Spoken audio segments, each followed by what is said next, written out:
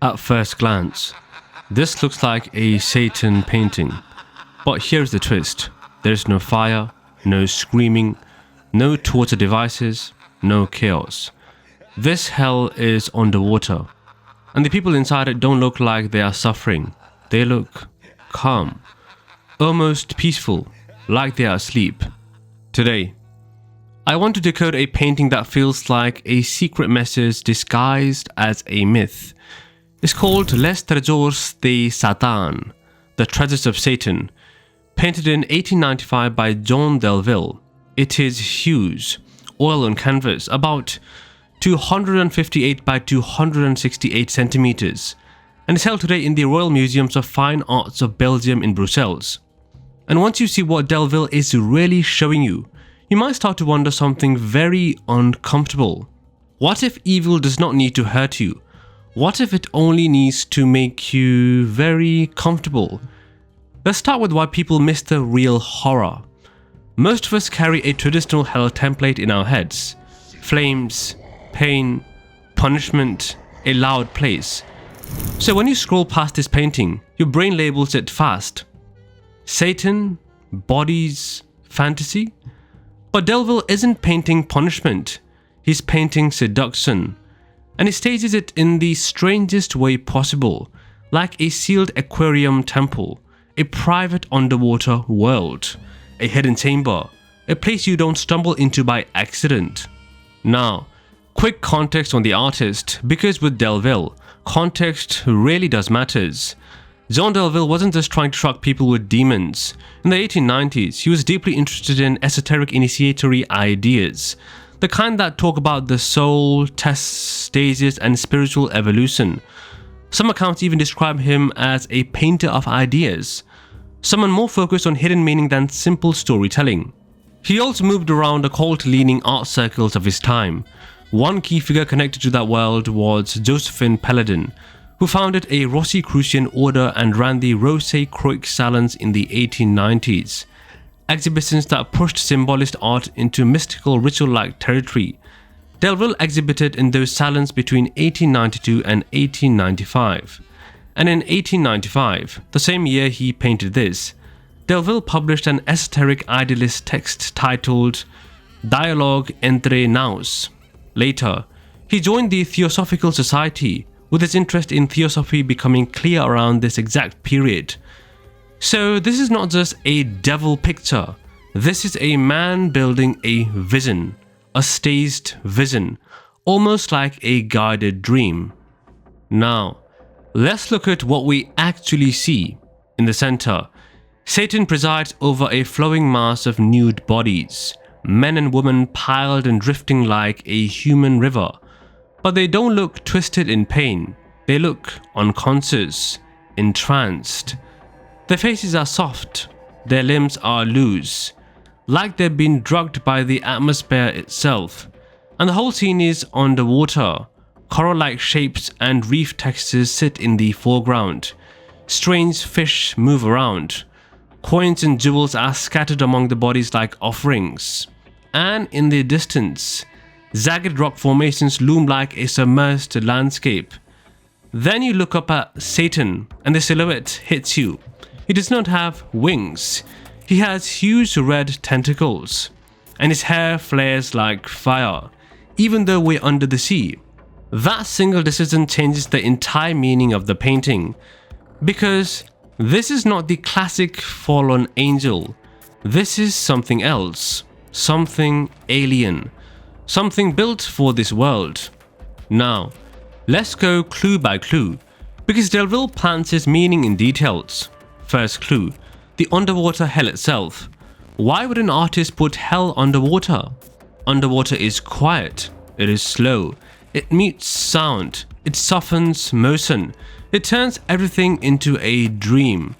So instead of hell as a place of loud punishment, we get hell as an abyss, a sinking, a descent into something dense. In one reading, this undersea realm becomes a material abyss. Not just a location, but a condition. The soul falling into matter, into heaviness, into appetite, into sleep. And look at how curated it feels.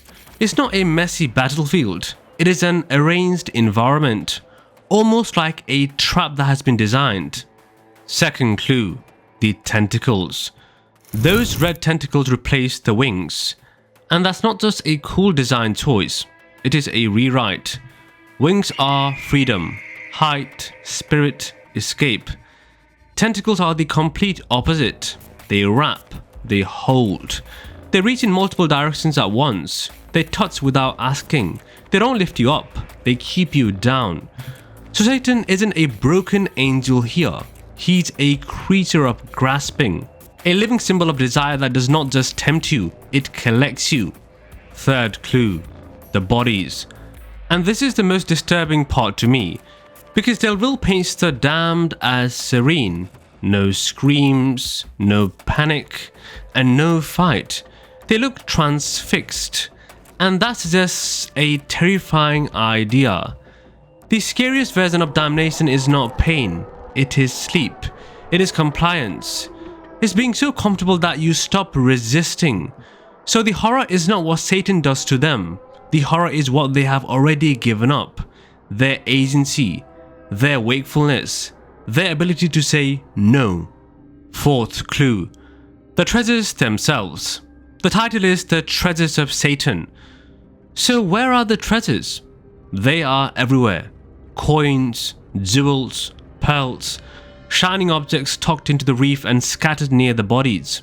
At first, you might think, okay, Satan loves wealth. But then the painting turns colder, because the wealth is not the final treasure, it's bait. The real treasure is human beings, people reduced to collectibles, stored in a secret underwater room like prizes. And the title starts to sound less poetic and more literal. Fifth clue, the possible tunnel.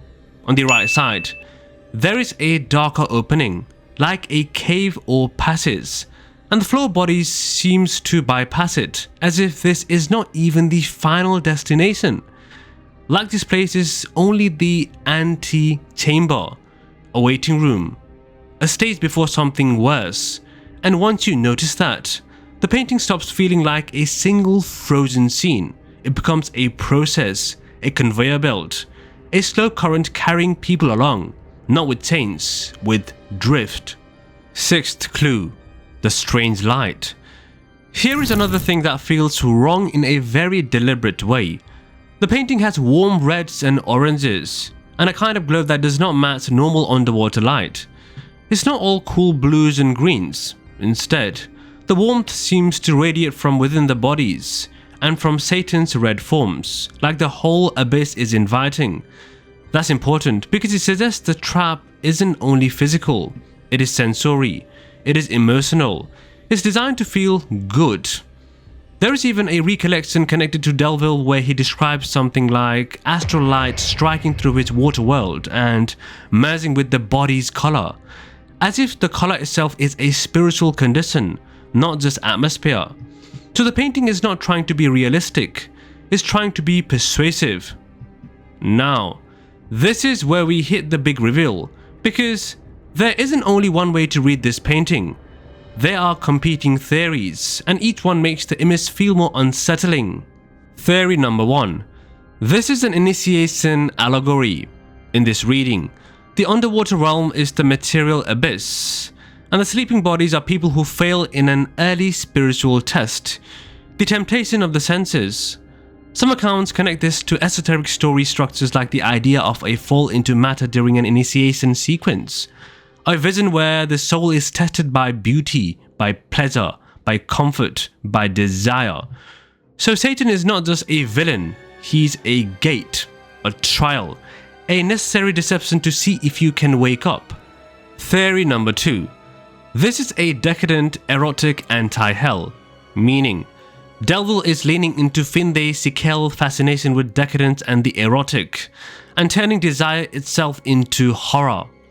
Not moral preaching with a raised finger, more like a dream state that feels good until you realize it is a case. This fits Symbolist art, which often preferred dream logic, myth and allegory over natural scenes.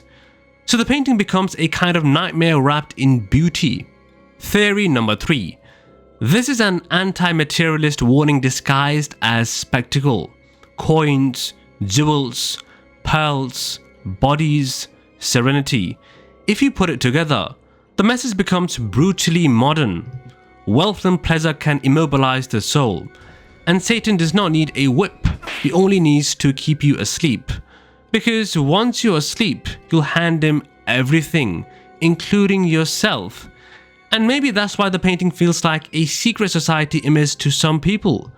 Not because it shows a literal group with masks and handshakes, but because it shows something quieter, a hidden system, a private chamber, a ritual of seduction, a place where people are turned into treasures.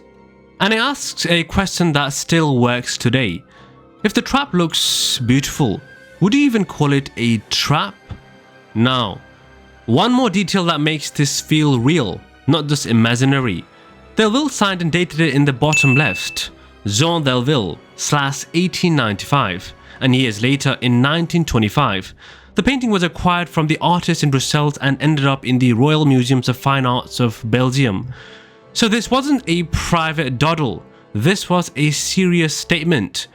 A massive, formal, carefully built vision meant to be seen.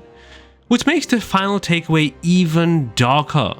This painting is frightening because it reframes evil as comfort. The abyss is warm, beautiful, full of treasure, until you realize the treasure is human beings, and the punishment is not pain, it is sleep. So here is my question for you, and I want you to pick one. Is this painting a warning, an invitation, or an initiation test? And why?